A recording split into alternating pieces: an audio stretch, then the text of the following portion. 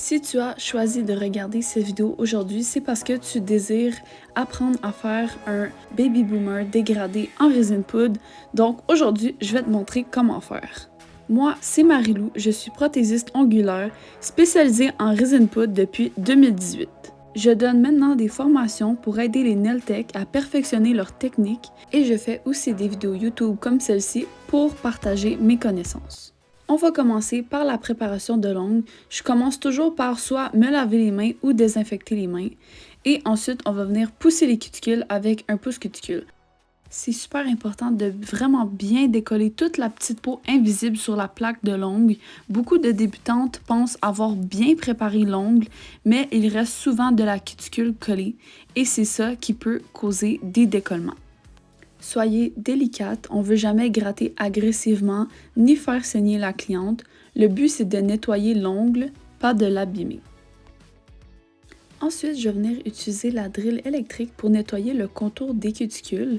Donc ici, je vous montre comment bien placer l'embout dans la drille. Donc on ne veut pas la mettre au fond, on ne veut pas la mettre au bout, on veut vraiment le mettre au milieu de la drille. Ensuite, on ferme. Et on peut ouvrir la drille. Donc, peu importe la drille que vous avez, ça va faire le travail. Moi, j'ai celle de chez Distribution Prong qui est sans fil rechargeable et je l'aime beaucoup, je l'ai depuis des années. J'utilise aussi l'embout football medium de chez Distribution Prong, c'est un de mes préférés. Petit truc facile à retenir, quand je veux travailler du côté gauche de l'ongle, j'utilise généralement le reverse et quand je veux travailler du côté droit, j'utilise le forward. Donc, si je peux vous donner un seul conseil par rapport à la drill, ça serait vraiment d'avoir une drill qui a un reverse et un forward, dans le fond, qui va dans les deux côtés, donc ça va vraiment mieux. Aussi, honnêtement, depuis que j'ai goûté à la drill sans fil, c'est vraiment difficile de m'en passer parce qu'une drill avec un fil, des fois, ça peut vraiment comme un peu être dans les jambes. Donc, pour les cuticules, j'aime bien utiliser un embout flamme pour soulever la peau et nettoyer les contours. Cette étape est importante aussi pour venir enlever les petites peaux invisibles qui pourraient rester sur l'ongle, ce qui va faire en sorte que vos ongles ne vont pas décoller.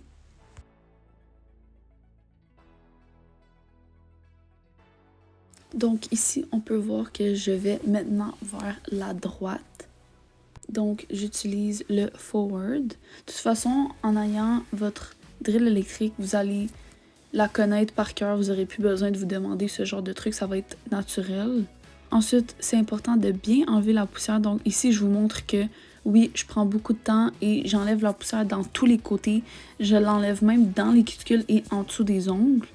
Ensuite, on peut venir couper délicatement les petites peaux mortes avec un coupe-cuticule. Très important, on coupe seulement les peaux mortes détachées. On ne coupe jamais la peau vivante. Donc vraiment, quand je dis vivante, ça veut vraiment dire comme de la peau qui est quasiment de la même couleur que notre peau. On vient vraiment couper les petites peaux blanches qui dépassent. Donc sinon, ça peut créer des blessures. On peut faire mal à la cliente. Et ça peut même aussi faire des infections. Si jamais la coupe des cuticules, c'est quelque chose qui vous stresse ou que vous trouvez que vous n'êtes pas trop bonne, inquiétez-vous pas, c'est normal en tant que débutante. C'est la partie un peu difficile de la préparation des ongles, selon moi, quand on est débutant.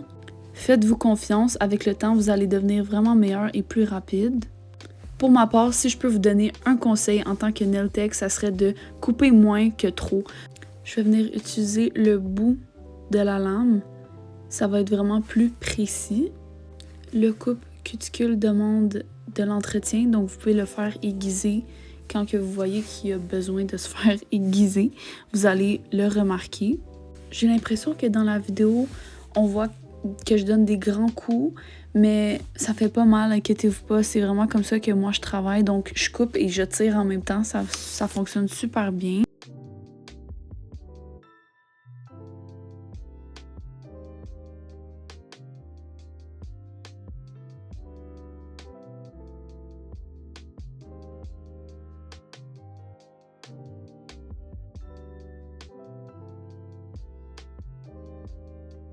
Maintenant, je vais passer encore une fois avec mon embout et ma drille sur les petites peaux mortes autour de mon ongle pour un côté plus esthétique.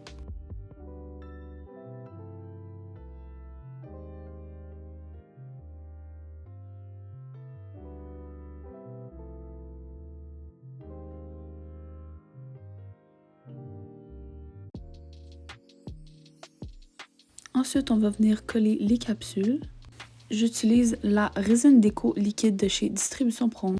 Je mets toujours mes bouteilles dans un support en caoutchouc pour éviter les dégâts et ça me permet de travailler plus rapidement.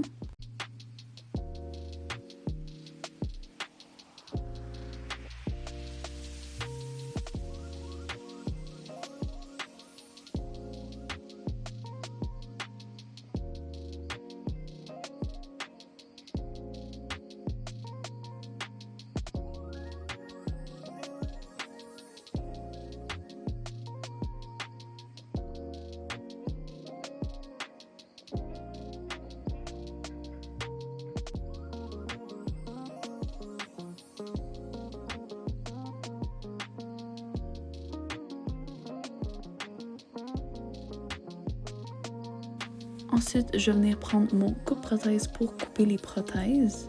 Toujours couper moins que trop, comme ça vous pouvez toujours vous rattraper. Toujours demander aussi à votre cliente si elle aime la longueur. Un petit truc aussi, je mets mon ongle à l'envers, je trouve qu'on voit vraiment mieux la longueur des ongles.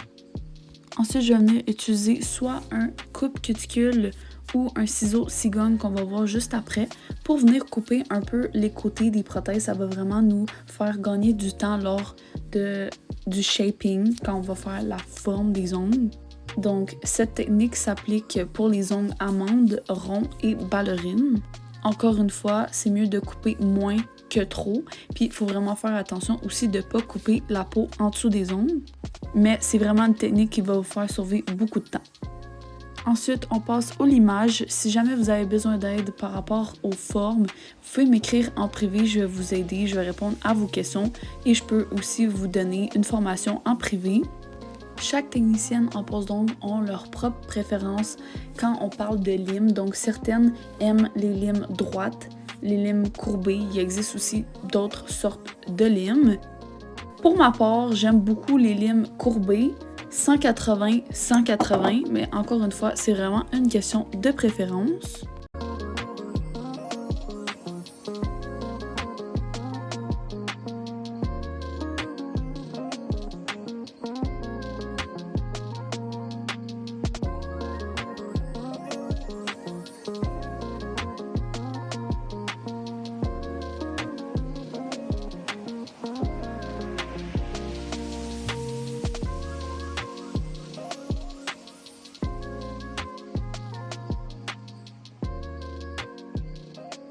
À partir de maintenant, je vais venir nettoyer ma table au complet, enlever toute la poussière.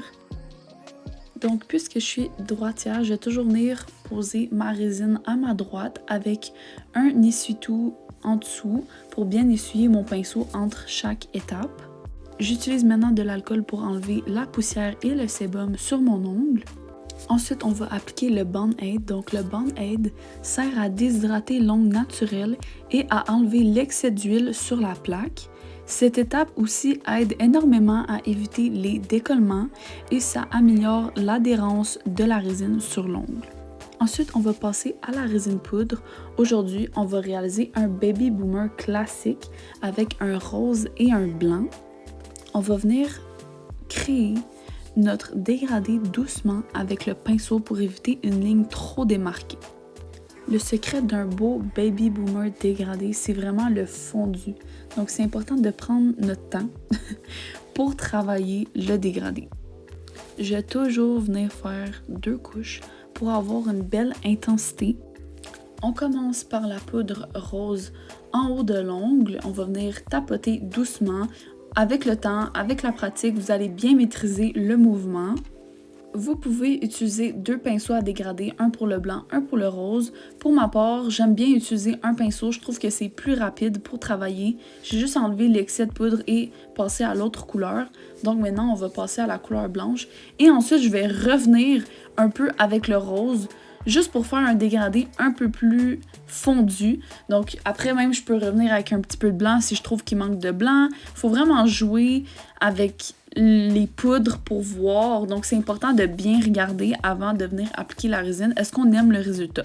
Après mes 2 couches de rose et de blanc, je vais venir protéger mon dégradé avec une poudre claire.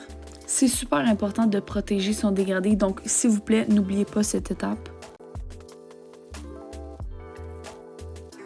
Parfois, j'utilise la saupoudrette. Sinon, des fois, je viens utiliser la résine déco liquide en boulette, comme vous allez voir plus tard.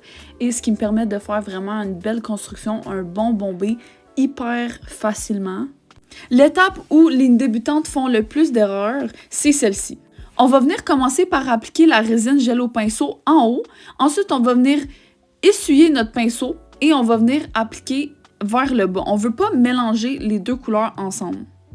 Donc, on va venir faire deux sections, en haut et en bas. Et entre les deux sections, on va évidemment essuyer notre pinceau. Donc, j'ai mis ma poudre claire partout. Ensuite, je vais venir faire mon bombé, donc ma structure, avec la résine liquide déco.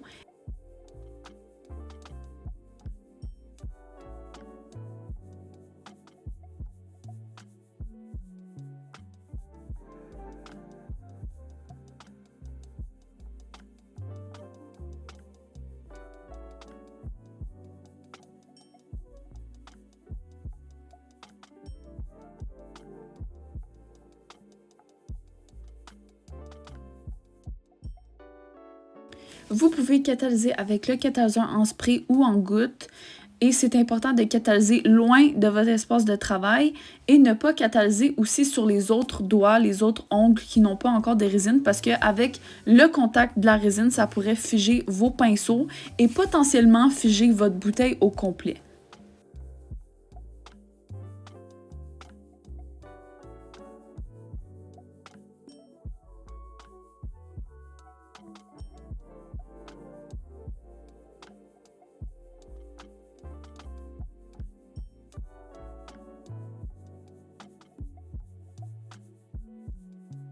Quelquefois, pour certaines poses que je trouve un peu épaisses, j'aime bien passer avec la drille sur les côtés pour affiner un peu plus ma pose d'ongle.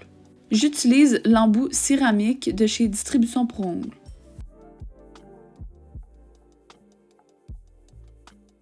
Pour finir, je vais venir passer la lime et le bloc. C'est important qu'il ne reste plus aucune brillance. N'oubliez pas de passer le bloc avant d'appliquer la résine UV, c'est vraiment la clé pour une finition ultra brillante. Surtout, n'oubliez pas d'enlever la poussière en dessous des ongles parce qu'on ne veut pas avoir de poussière dans notre résine UV. La résine UV doit être entreposée au frigo et ne doit pas être devant une fenêtre ou devant la lampe. Donc, quand vous partez votre lampe, essayez de mettre la résine UV derrière ou à côté de la lampe. Pour ma part, j'aime bien mettre 2 couches 30 secondes. Ensuite, je vais venir utiliser l'huile à cuticule de chez Distribution pour ongles au melon d'eau qui sent tellement bon. Donc, ce qu'il faut retenir le plus dans cette vidéo, c'est que c'est vraiment important déjà de bien choisir ces deux couleurs. Donc, vous pouvez faire des petits tests. Est-ce que vous préférez plus rose, plus beige? Quand on fait un dégradé aussi, on a le droit de revenir. Ah, ok, là, je vais mettre un petit peu plus de blanc. Ah, là, je pense que je devrais mettre un petit peu plus de rose. Appliquez la résine en deux sections, donc en haut et en bas, pour éviter de mélanger les deux couleurs. Et évidemment, de mettre la poudre claire partout sur l'ongle pour bien protéger la couleur. J'espère que vous avez aimé cette vidéo-là. J'espère que j'ai été assez claire. Si jamais vous avez des questions, écrivez-les en commentaire. Sinon, vous pouvez m'écrire en privé. Ça va me faire plaisir de vous aider. On peut se réserver un appel ensemble. Pour s'améliorer dans les poses d'ongles, il faut vraiment beaucoup se pratiquer. Donc, je vous souhaite une bonne pratique et à bientôt!